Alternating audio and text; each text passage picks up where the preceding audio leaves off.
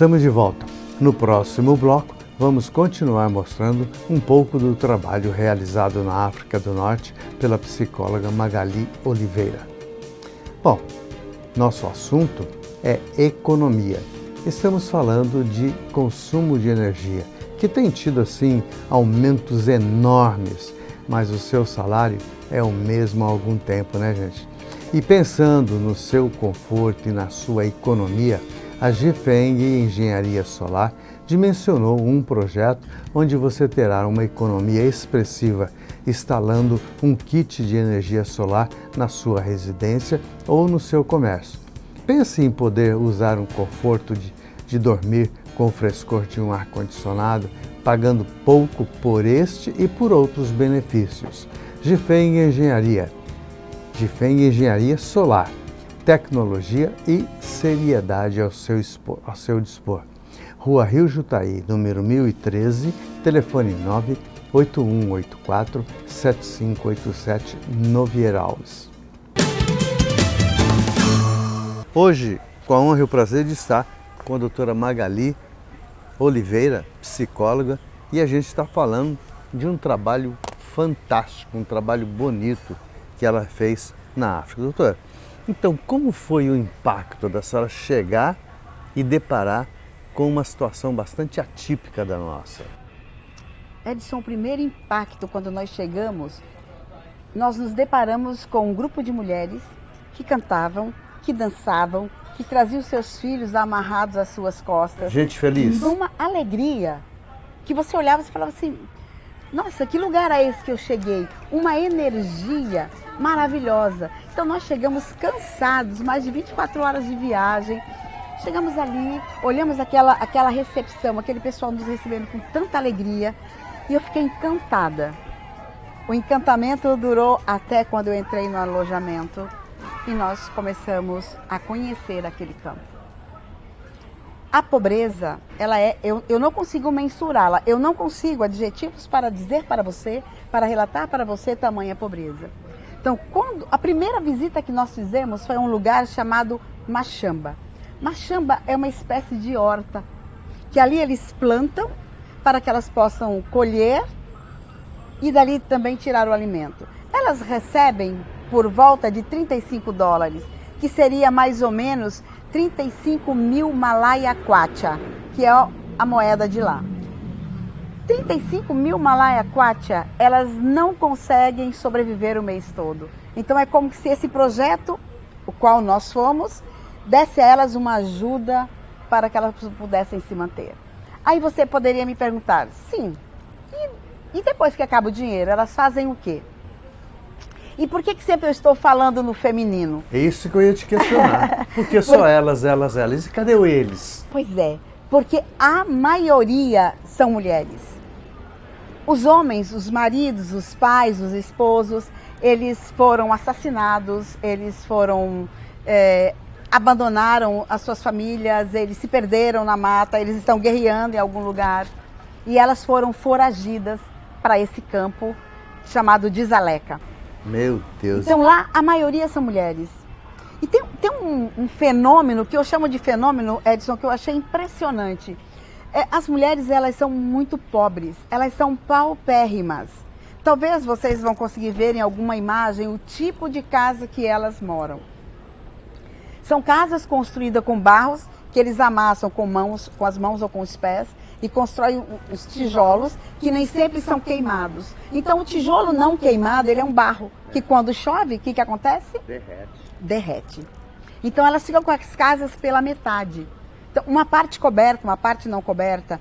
Talvez um espaço como esse que nós dois estamos aqui, more 10 pessoas. Eles dormem sentados ou em pé, porque não dá para todo mundo deitar. E eu não sei se a gente vai ter nas imagens para mostrar uma família que nós fomos visitar, que elas tinham apenas um pouquinho assim de milho misturado com água, um pouquinho de sal, para alimento deles. E a alimentação básica lá, doutora, qual é? Então, quando a gente fala da alimentação, eu vivi uma cena que eu acho que eu nunca vou esquecer. A gente passando de carro, o carro é uma coisa que quase você não vê ali, pouquíssimas pessoas têm.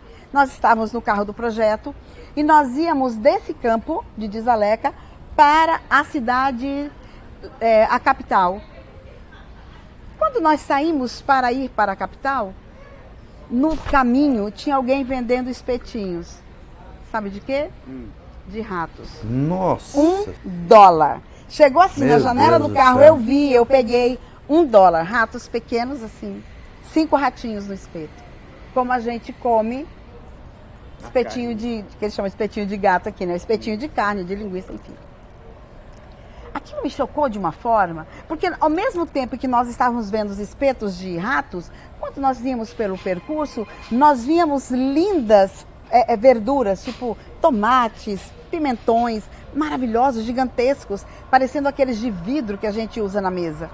E aí eu questionei alguém, falei, como que esse pessoal, como que esse grupo de pessoas passa fome com tantas verduras tão bonitas?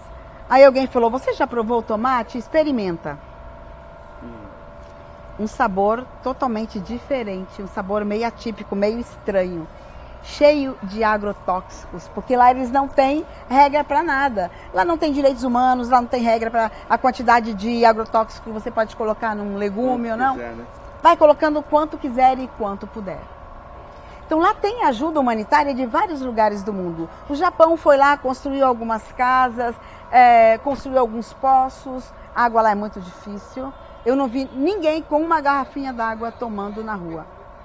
Sal e açúcar lá é vendido em saquinhos que nós chamamos aqui de din-din, aqueles saquinhos de sacolé, 1/3 assim, ó, de sal e de açúcar, que as pessoas compram para usar, porque elas não têm como comprar uma quantidade maior. Isso cabe uma pausa e uma reflexão para vocês. Quanto pescado é jogado fora aqui? Por quê? Porque o vendedor, o peixeiro, ele prefere jogar fora do que baixar o preço ou fazer uma doação. Tá certo, a gente tem que incentivar a pessoa a ir trabalhar e conseguir adquirir o seu alimento. Mas não é sempre que se consegue. Aqui nós desperdiçamos, gente. Você vai no cesto de lixo lá da Manaus Moderna, tem pessoas que sobrevivem daquele lixo, que para alguns é lixo, mas que para outros ainda é alimento. Imagina vocês comer rato, toda a imundície que esse bicho vive, onde ele vive, como ele vive e o que ele se alimenta. Que saúde pode ter um ser humano que se alimenta disso? O que ele pode esperar? Então eu penso que de posse disso,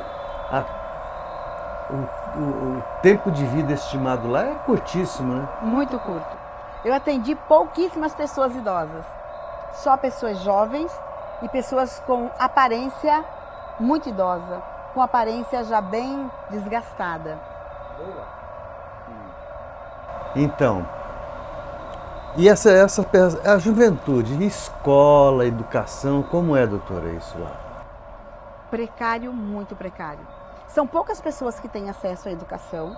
As pessoas do campo, lá de Desaleca, tem algumas escolas. Algumas escolas precisam se pagar para estudar, porque lá nesse campo, do lado dele, tem a comunidade malauiana, que eles têm ajuda do governo, porque esse campo eles são praticamente segregados, eles têm pouquíssimas ajudas, né? Então eles são deixados de lado. Mas a escola é algo que é bem pouco. A maioria das mulheres que eu entrevistei são analfabetas. São mulheres que não têm conhecimento nenhum, de não saber nem escrever os seus próprios nomes. Crianças com 6 anos de idade que já lavam roupa para fora para ajudar em casa, no sustento de casa. Prostituição é algo muito comum. Então, quando eu disse para vocês sobre as machambas e sobre o salário ajuda que eles recebem, que não é um salário, de 35 mil Malaya Kwacha e que acaba na metade do mês, a pergunta é, como é que elas sobrevivem as outra metade do outro mês, né? Ou a metade do mês? Como que se sobrevive? Elas se prostituem. Meu Deus. E como é que é essa prostituição, né? Assim, aí às vezes elas saem com 6, com 7 homens num dia para conseguir trazer comida para casa. Só que isso não é algo que é velado, que é escondido, sabe, Edson? Elas chegam para você e elas falam: o que você faz? Sou prostituta, doutora. Eu me prostituo para ajudar a levar comida em casa. E a minha filha de 12 anos também é prostituta, doutora. Ela também se prostitui para ajudar a levar a comida em casa. Doutora, e a prevenção desse povo, a saúde, como é que é? Porque a gente tem, pelas literaturas, a gente vê e lê que a África, na totalidade, na África do Norte que eu estou falando,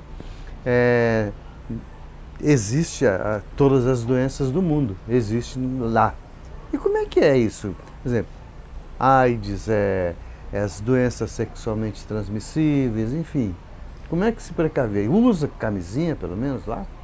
Pois é, tem, mas não usam.